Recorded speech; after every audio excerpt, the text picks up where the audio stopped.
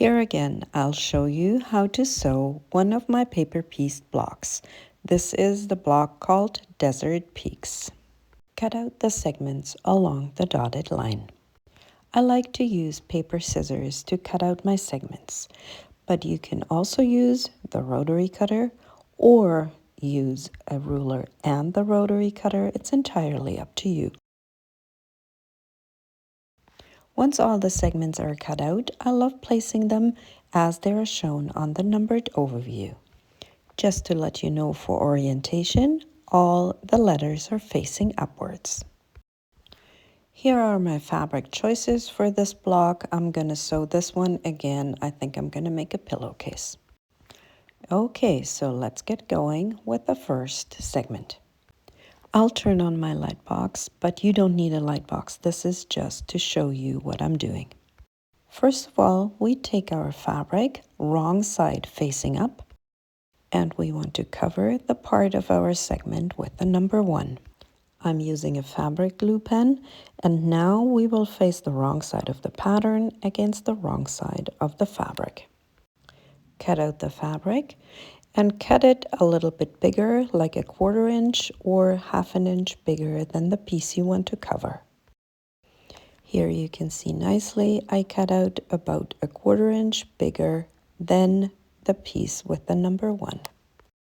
Now we will cover number 2. Take a postcard and fold the sewing line between 1 and 2. Then you need to cut the seam allowance a 1/4 inch. You can either use a ruler or just eyeball it, or add a 1/4 ruler for an exact 1/4 inch seam allowance. All the light colored pieces have to be covered with a background fabric. I usually don't pre-cut my fabric. I love working with a larger piece.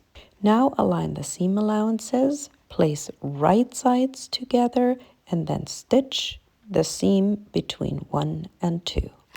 Here you can see if you line up the edges at the bottom and you fold over your piece, all of number 2 is covered with fabric. I cut myself a piece of the yardage that's easier to handle. Place right sides together, align the seam allowances, and stitch the line between 1 and 2. I'm using a small stitch length, 1.3 to 1.5.